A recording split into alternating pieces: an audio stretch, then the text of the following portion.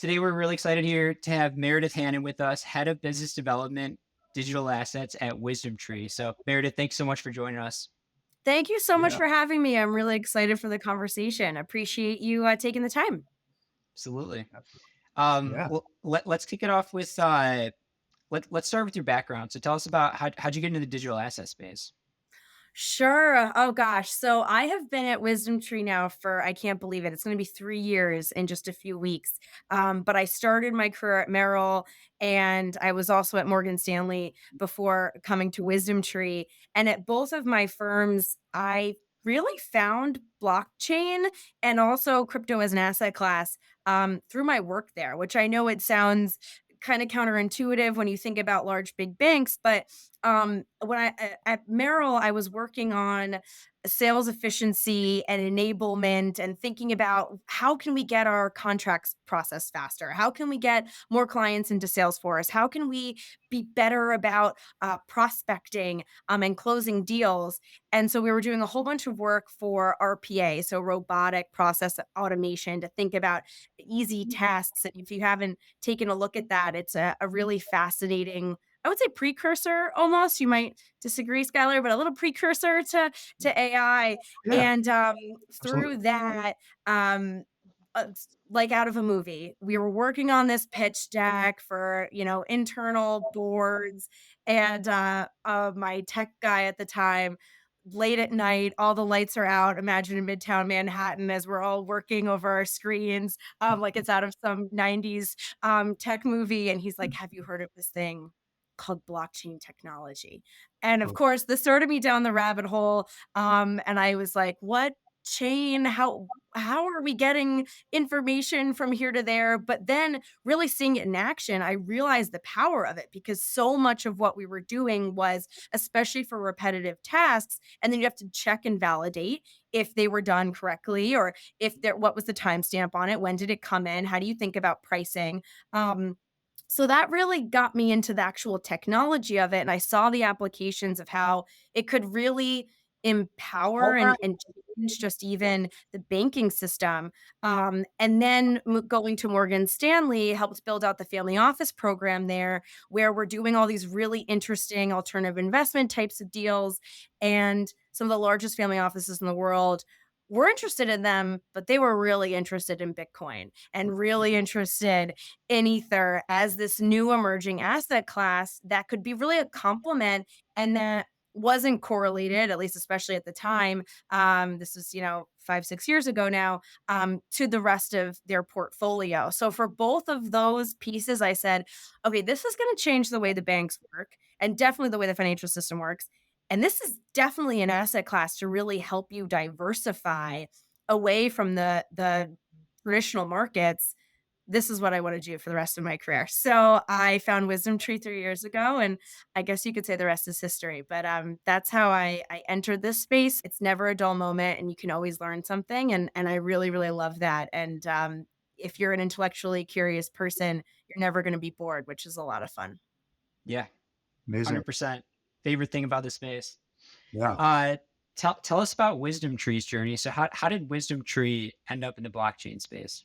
Sure. So this is also another, I love this vignette too. I think it's great. So Wisdom Tree, we manage almost $120 billion in assets globally. We are traditionally an ETF manager, an ETP manager.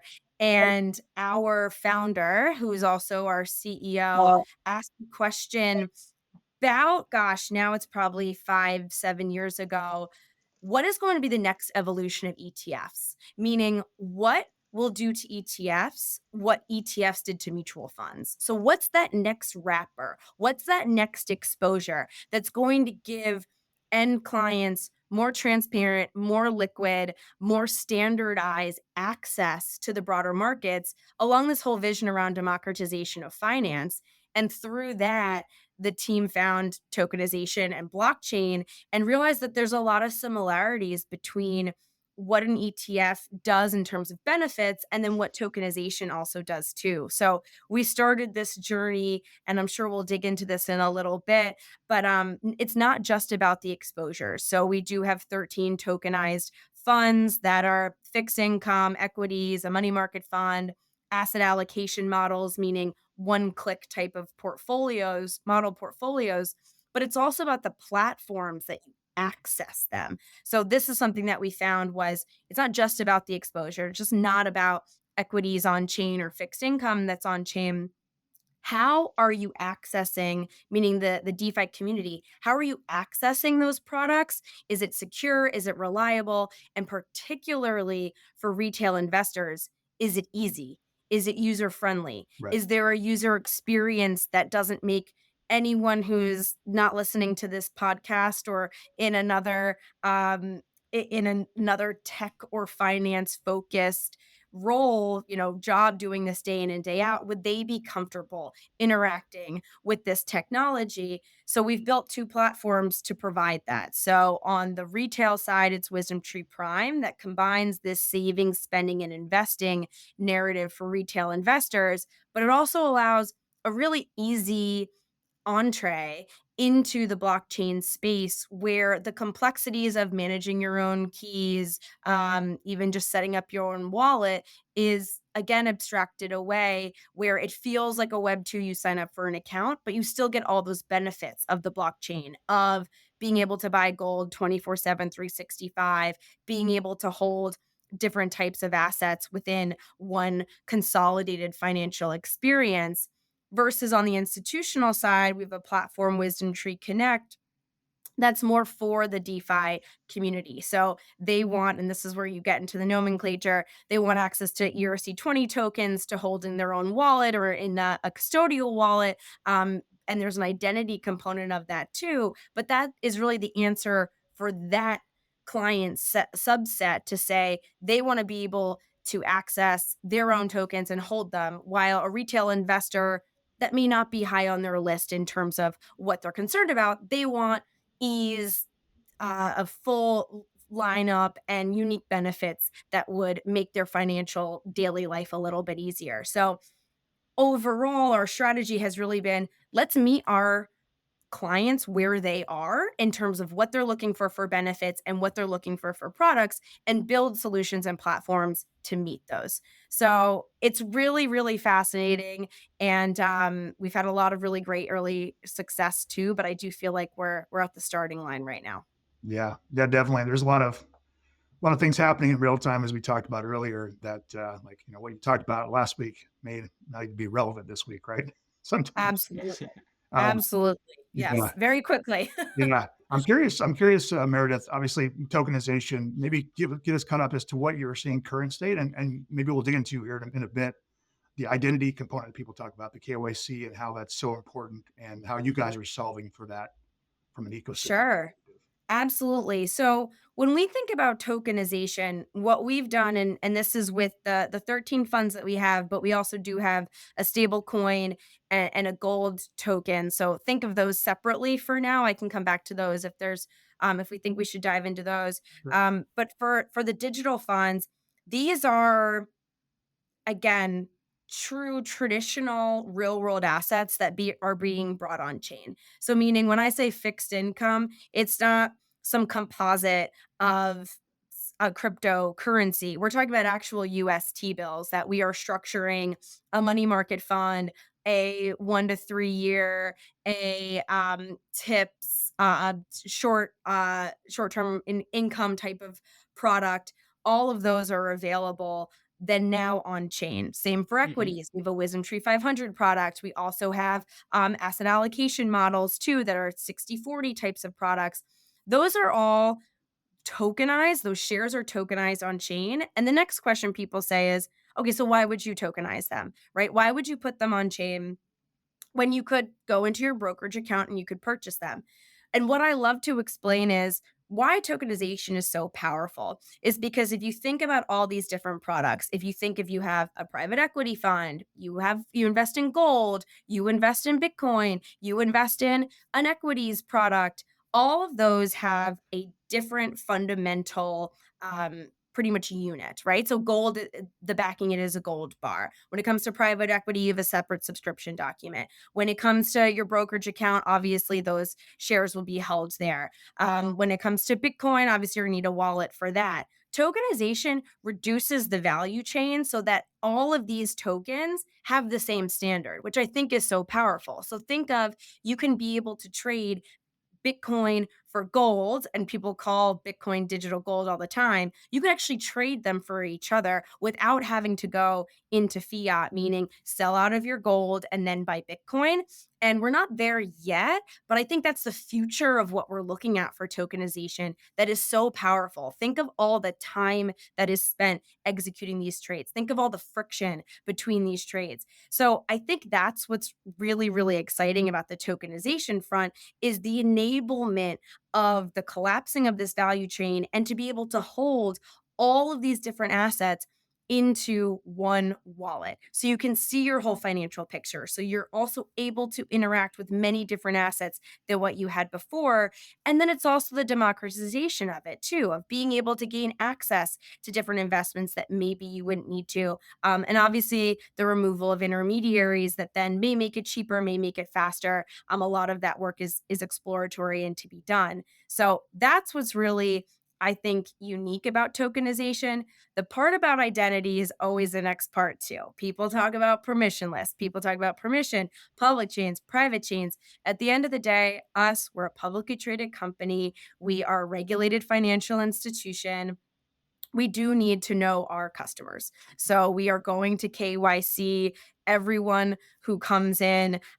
We are going to go through the full onboarding process like you would in the traditional financial services space. But what we've done that's really cool, I think, and this is with our institutional platform, for those entities that want to hold these tokens in their own wallets, how do we enable them to hold them, but also be able to peer to peer transfer amongst our community?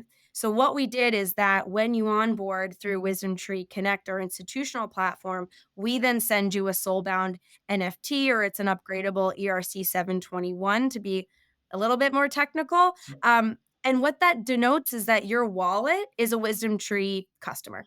So then you're able to hold all of the products that we have. And that includes, and this is what's unique, it's not just for that one product that you initially onboarded. It's any product that we're ever going to have on our platform, you will be able to have access to with that NFT. And it also means that if I wanted to trade with Skylar and we both know that we're WisdomTree customers, we could also peer to peer transfer amongst each other. So while the primary market is still very much market hours based, and I'm sure we'll get into this too about overnights and weekends, and there's still hurdles with the traditional banking system and financial system, this peer-to-peer transferability means that this can be done 24/7, 365. So it's really the start too of the secondary markets really starting to be able to interact. That's more in line with how crypto trades today, which is, as we know, 24/7, 365. Yeah. Yeah.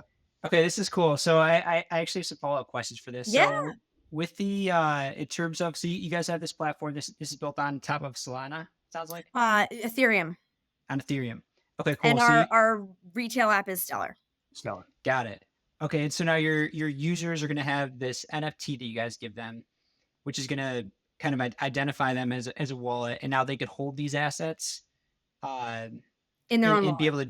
able to hold these In their assets. MetaMask. eh, And yes. Okay, very cool, and be able to transfer Yeah. these to individuals, or to be able to sell these in the Yes. market. Yes, yes. So it's very much it's the and this was the whole notion of not your keys, not your coin. I'm sure that we've all heard this phrase. There's a real desire, especially for institutions, and it makes sense. You don't want to have six different wallets, accounts. We feel this way in our own financial life, especially if you're managing a large amount of assets. So to be able to have our funds that be ERC20 tokens, essentially. So the shares Mhm. are ERC20 tokens, and then they can sit within your own MetaMask wallet. And then it's denoted from that NFT that you are a Wisdom Tree customer, and that's why you can hold it. So that is, I think, a really great evolution too. And our goal is to really create a network of networks where there's many other similar types of identity types of solutions that then we can upgrade our NFT to include too, as we have reliance with different parties and different partnerships. So it's really just the beginning of how to think about decentralized identity in a different way than a whitelist versus a blacklist. Yeah, that's really interesting. Can you bring up the idea of the ecosystem you created, a platform, whereas many are trying to get on other platforms under other ATSs for secondary markets and look and opportunities. You guys end up creating your own solution, which I think is pretty unique, right? Yeah, and technically we're not an ATS. This is Right. peer-to-peer transfers, but it is in terms of there's definitely venues that make sense for an ATS. Yeah. And I think there's a lot of expansion being worked on there and a lot of different ATSs coming online, which is great. I think for us, we're thinking about the network effects and really how the DeFi community wants to engage with itself, not just with the traditional financial services infrastructure. So we like this idea too. I'm sure we'll also go down an ATS route at some point, but it's really this new thinking of a lot of what we've done here and a lot of what why I love WisdomTree and similarly of what I've done in my career is a question of what if. What if we could do peer-to-peer transfers? What if it could be 24/7, 365? What if all of these assets could sit within one account, one portfolio, one wallet? And I think that's really the envelope that we're pushing here is the what if and this building out of this soulbound NFT gets us a step closer towards what that could look like. Yeah, yeah, definitely. Well, you bring up a couple of things, obviously, that the traditional market's having problems with, which is T plus one, right? Yeah. Dealing with that, and now you've created a system that we talk about operational efficiencies with tokenization. This is a prime example. It's Yes. standard for every type of fund that you have, regardless of asset class. Whereas most alternative investments are sold by asset class, by technology, by vendor and technology, and it's all chaotic, right? So this is kind of taken out of the equation. Absolutely, absolutely. And we to digress a little bit, we did a proof of concept with JP Morgan and Apollo. This is probably about 2 years ago, but it was to that exact point, Skylar, in terms of um what if all again this question of what if from a diversified portfolio perspective you could bring a wisdom tree fixed income product, a JP Morgan equity product, and a Apollo private equity product into a portfolio using tokenization and then automatically rebalance it from a model portfolio aspect. And I think it's that type of build that's what we're moving towards because there are different systems, different access points. If you think about the underbelly of even, I spent almost a decade in wealth and asset management before this, just in terms of the technology infrastructure that's needed, and even the amount of faxing that is still done. Yes, Mm. faxing that is still done in order to execute some of these trades. It is absolutely something that could be upgraded, and I think that's where this technology is going to play a pretty key part. Yeah, it's amazing. That still happens today, right? Wouldn't believe it, right? Yeah, but this is some old habits die hard. Let's talk about institutions of the DeFi side. So how are institutions? How do you see institutions embracing DeFi? Sure. So there's I'll take this in two parts. There's the DeFi institutions and then there's traditional institutions. So we would obviously be a traditional institution. So in terms of embracing DeFi, we're definitely there. And many more are coming to the table as well, which I think is really exciting because starting again, I've been in this space a little while now, and even 3 years ago, it was still a lot of education, a lot of is this really going to materialize? What if Bitcoin goes to zero? I'm sure everyone was asked these questions, probably at Thanksgiving or even in their day jobs, and so. I think to see the maturity of this market really build, even post 2022, and some of the events there, I think has been really interesting, but also encouraging. And I think as we see more and more Fortune 500 companies come on chain and come to the table, I think we're seeing more in terms of really the embracing, but also the future potential. Because especially in financial services, there's always another side to the trade, right? So you do need two parties. If you're going at it alone, you definitely do need more counterparties, but also just partners in this space. So I think the traditional institutional adoption has been um, increasing, and especially from some of the largest players. And I think a lot more will come on that side. I do think that WisdomTree is one of the only that has really attacked it from both ends of the wealth spectrum, meaning retail investors and institutional investors, which I also think makes us very uniquely positioned. And in terms of the DeFi space, what I have found really encouraging too is I get a lot of questions from, we work with stablecoin issuers, we work with DAOs, we work with custodial platforms, we work with DeFi liquidity providers. I'm sure I'm hedge funds, crypto trading desks. And I'm also being asked more and more over the last year, not only about yield, but about fund structure, about bankruptcy remoteness, about legal structure, about jurisdictions. The legal aspect too of safety and security has become more to the forefront, I think, for institutions, whether they were burned or whether they read about someone who was burned or even just bad actors in the space. I think a lot of that has been eliminated where people are now asking the right questions to ensure the safety and security of their assets. And that's something that we've really led with, is to have these regulated structures, to go through the front door on regulation, to work with the SEC to get our products effective. Or the CFTC in terms of our gold token or our stable coin through NYDFS. So there's all these regulators that have come to the table too. And that's what I think the institutions, especially on the DeFi side, are looking for, is that when they're looking for access to real world assets, they're looking for access to regulated real world assets too.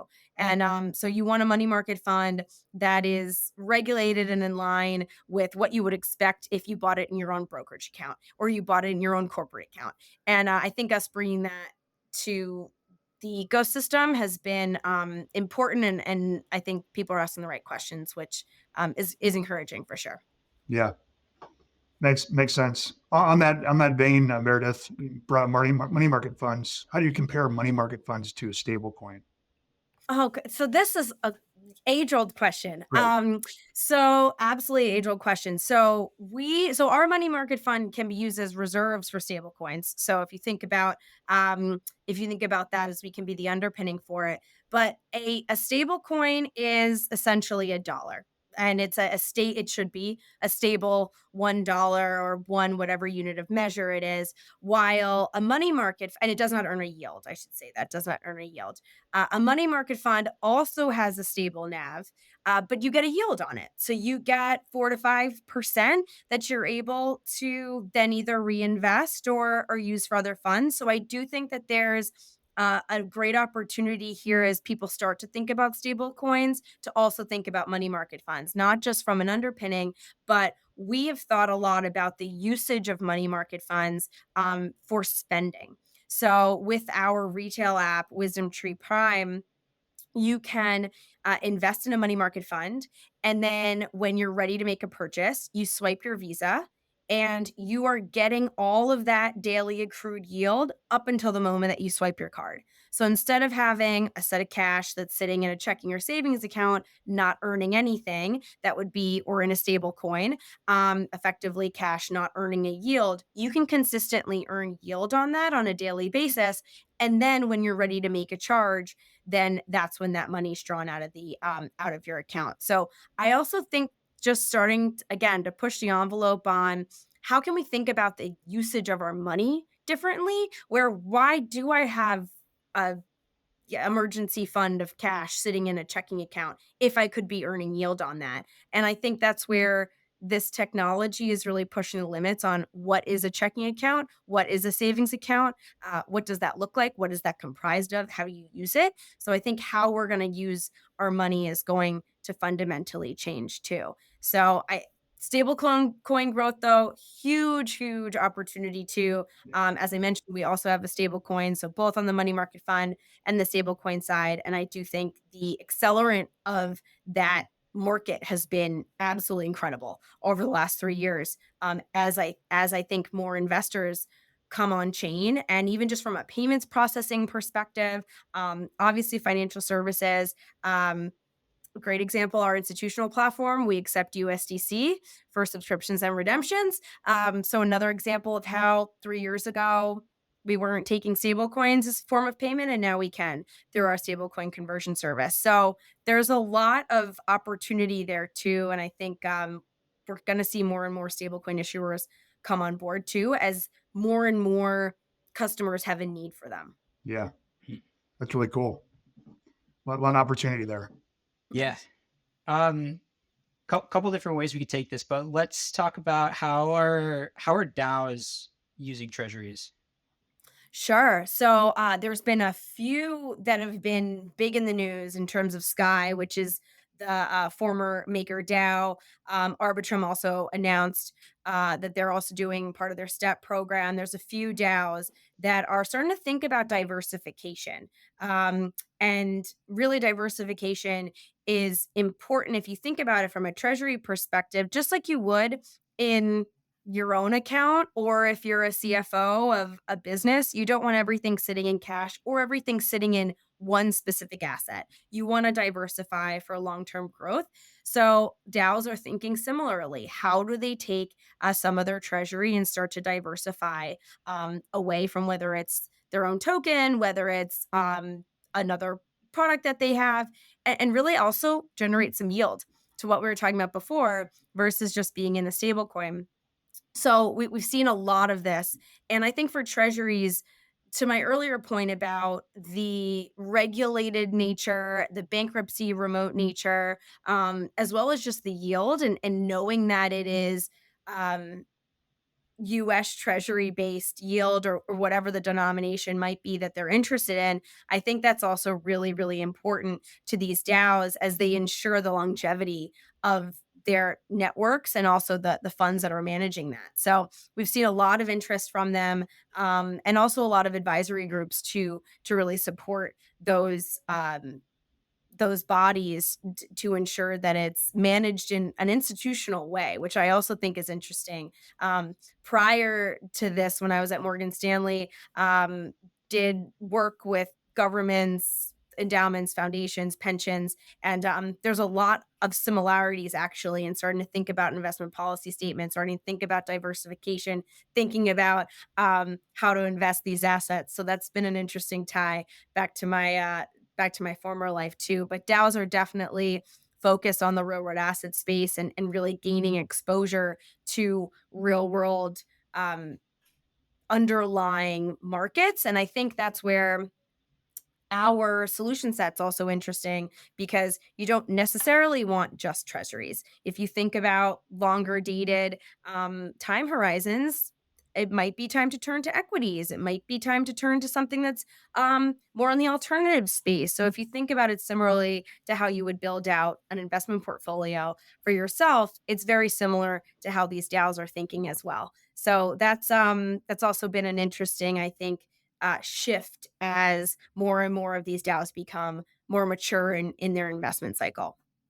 What are some of the biggest trends and opportunities that you're seeing in the tokenization side of things? So we talked about identity a little bit. I still think that's one probably for years I will talk about because I think that that's still being worked out on what that looks like on a global scale. We have our own solution, others have solutions, but I think on a global scale, that's also going to be worked out too. We're seeing a lot in terms of liquidity pools, lending pools. So I think those are also really interesting for applications of tokenization for real world assets. But I think broadly for tokenization, I'll go back to the adoption piece. And I think also for distribution. I think this is something that we built our own distribution platforms, but more and more there are other distribution platforms that are starting to come on chain too, which I think is really a good signal to what this could mean going forward. And I also think as well, from a broad theme perspective, we've moved past, in some respects, the education phase, and now it's how are we, meaning we're not just tokenizing to tokenize to say, okay, we tokenized the St. Regis. You can buy a piece of it. And what is that actual underlying value? We're saying, okay, we're going to tokenize X, Y, and Z because you do get this benefit or this utility that is a benefit to the end consumer that I think is also an important evolution too. So I would say it's absolutely distribution. Identity is always going to be one. Liquidity pools and lending pools for sure. And then I think we're past the true education part around just doing proofs of concepts and testing it and really getting into deployment of assets that have utility. That makes Yeah. sense. Are there any other like common misconceptions that are still out there, despite education is probably there, but just curious. I know I said the public versus private permissionless. That is one that still comes up that I think and rightfully so, because especially if you're not in this space, it can seem like permissionless means the wild west. But I think to our conversation on identity, it's a great example of where we're talking about minting onto Ethereum, which is public and permissionless. But what we've done is that, and that's at the chain level, but at the token level, you can apply different standards than at the chain level. So I Mhm. think that's also a misconception that, oh, if it's on a public permissionless chain, then it's free reign. Actually, at the token level or the smart contract level, you can embed different features that do make these regulated assets be able to live on chain. And I think that's one too that more and more are coming to terms with and understanding too, which is an important distinction than needing a walled garden. Yeah. And actually, that brings up kind of an interesting point. So with on chain, there's obviously a whole bag of worms in terms of risks. Somebody could technically hack my wallet, things like that. Whereas if they hack my WisdomTree account, it's going to be less than detrimental. Maybe you could say.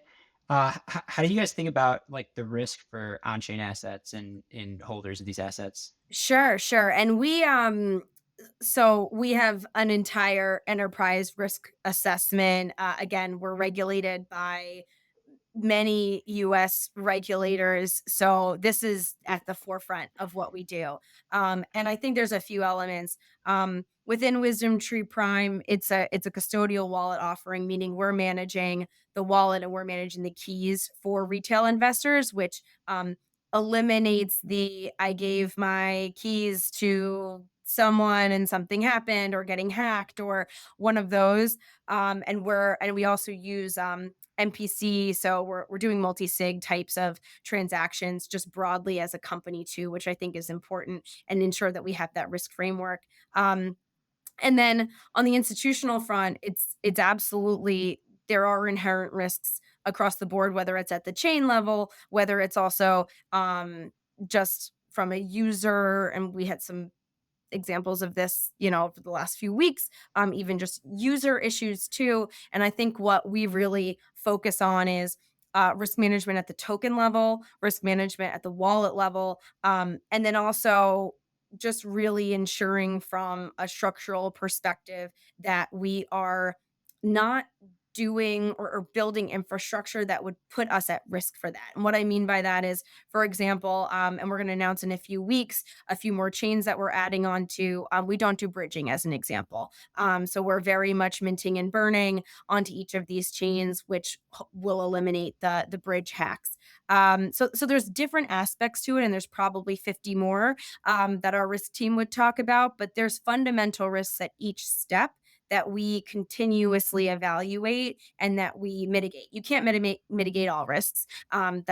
That's not life, even the traditional, financial services space, but at the token level, at the wallet level, and to a degree at the chain level. And I think, again, the point around identity and having those soul bound NFTs that hopefully will keep away nefarious or bad actors. Enables us to have this risk structure. But like any risk structure, there's a risk assessment. There's obviously gradation to it. But we do a lot and we think a lot about this, including what partners that we work with, what vendors we work with, and we build a lot in house too. So all of our smart contracts are built in house. They're also audited, but they're built in house, and we take a lot of pride in that as well. Yeah, those are actually good good points to bring up. Obviously, if you're building stuff in the house, I'm curious the tokenization process. Some people do it a bit differently. There's a few different ways to tokenize. I'm curious if you can talk a little bit about that as well. Sure, sure. So we also do this in house too. So we license software from DTCC, Mhm. but we are tokenizing through our own transfer agent. All of our own shares too, and then we also have integrated record keeping that on a daily basis, if not more often, um, is reviewing from a checks and balances perspective for the records that are kept on chain and off chain. So from a tokenization side, we also are building that in house in addition to our smart contracts. And it also enables us to, um, from a process and efficiency perspective, really manage and control the client experience, which we think is really important as well. Yeah, yeah, definitely. I'm assuming too, as you kind of as first movers in the space, dealing with auditability, working with accounting firms, going through that process is probably you're working through that together. I'm sure initially, and then building it out. Yes, yes, and a lot of, and we haven't talked too much about crypto, as an asset class, but even we were one of the first to launch crypto ETPs in Europe. Everything that I'm talking about from the tokenization platform, standing up our app, all of these elements have been in production for 2, 3 plus years. So yes, we were definitely early movers where, it was a function of it's good that we built it in house, but we also, to some degree, had to build in house because we were so early in the space. Right. But it's definitely important to the point if we're talking about other financial services companies that have come to us to ask for advice. That's one of our biggest points was know who you're working with, understand who your vendors, your partners are, all of that because it's obviously very important to get it right. Yeah, absolutely. That's great. Are there any under the radar asset classes that you guys, think are kind of primed for tokenization? Oh, good question. So we are under the radar. I think a Obviously we've lot. talked a lot about like real estate, gold, I treasuries are know. the lowest hanging fruit. Yes, yeah. I think public markets for sure, and I think this was a debate probably 2 years ago. Is it public markets? Is it private markets? I do think that the public markets, there's definitely a use case for that. Clearly, I think that was a debate before, but private markets, there's a lot of opportunities too. I would say under the radar, I think we're pretty well covered, I will say. And this goes back to what I was saying earlier about um, not everything should be tokenized. There needs to be a utility, there needs to be a reason. But then if you think about there are collectibles, and I know there's a debate on does it make sense for collectibles, but to the point around auditing, to the point around even just inventory, so much of supply chain is starting to use blockchain in terms of inventory management, ensuring accountability, but also auditing. So I think there's different elements depending on what it's going to be used for. It might not need to be sold in a market. There might not be a market for it, but there might be some other benefit, even if it's internally, in order to use the technology to make life a little bit or the process a bit more efficient. But under the radar, I think I mean, also, I will say, being in this space a while, you get to hear some pretty crazy ideas about things that be. I feel like every rock has been unturned, or maybe pet rocks. Maybe that's one I haven't heard, Would you Rob? that hasn't been tokenized. But, I think we're pretty well covered. I think now it's about what's the utility, what's the usability, and how do we get to mass adoption? And how do we think about, really catapulting this technology and also the assets that are on chain into the forefront, and into the hands of as many people as possible in a way that it makes sense. Yeah, definitely. Just one last question on my side. I mean, you just mentioned that obviously from a legacy technology point of view, with many folks still using systems like that. How do we get past from your point of adoption? How do we integrate, interoperability, all the things that we talk about? How does that happen, or what are your thoughts on that? So my big, I would say, comment to when there are people who say everything should be tokenized and should Yeah. be tokenized tomorrow and everyone should move on chain. And I love that for a 5, 10, 15-year journey. Yeah. I think anyone who has worked in financial services knows that no trading desk is going to unplug everything Friday afternoon, hope that it works Monday morning, completely redesign it in 24 hours, 48 hours, and then replug it in Monday and hope that everything works starting at trading at, market open on Monday. So I do think that it's going to be a process. And I think what's worked well, and I think what is going to continue to work well, is that pieces are going to be tokenized and put on chain, meaning that there's going to be one process that it makes sense for reconciliation, for atomic settlement, for instant trading, that piece of the process is then moved on chain. And then over time, just like with electronic trading, if you go back to those examples from the 90s, then it will be built over time, and pieces will be put on chain as the industry develops, but also as the technology is adopted. So I would say that is that would be my comment there. Yeah, absolutely. Yeah, it'll definitely take some time, but yeah, it's fascinating to watch it evolve. And so much Um, has happened over the last 2 years too. If you think Yeah. about how much has been built, I don't think it'll be as long of a cycle as some of the previous, technology advances, but I do think that it won't be overnight. Unfortunately, it won't be overnight. cool. Any final thoughts as we wrap up here, Meredith?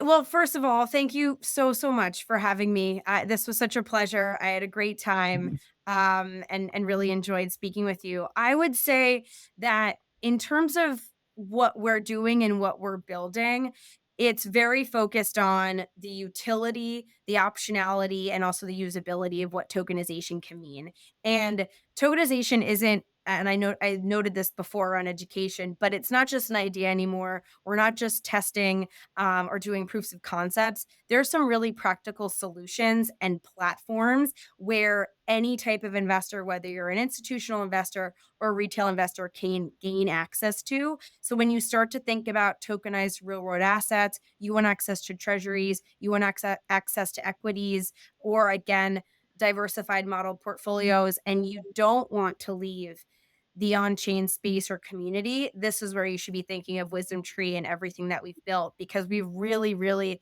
tried to build where our clients are to make it easy, to make it transparent, to have more liquid, more standardized products that fit the needs of our clients. So there's a huge opportunity here. There's so much to cover, but we're really bridging that gap between traditional and decentralized finance. And truly, I think we're creating the future of financial services, and WisdomTree continues to lead in this space. So, really excited about 2025. It's going to be a wild ride, even more than it is. As I can't believe we're in the middle of March, and still, it feels like I've lived 3 years. 3 years already of my life this year.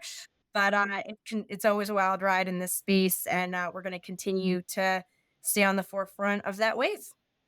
Absolutely awesome, Meredith. This has been a pleasure. Thank you so much for joining us. Where could people go to connect with you, learn more about Wisdom Tree, and also, is there any specific like type of users that are best for you guys?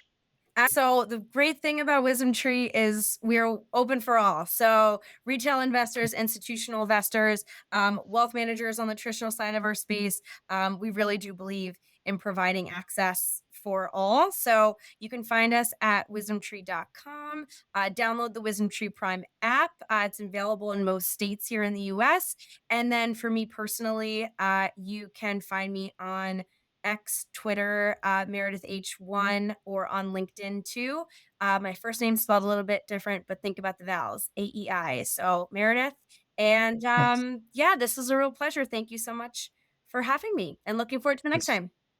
Yeah, this has been great, Meredith. We appreciate the time, and we'll make sure to include all that in the show notes.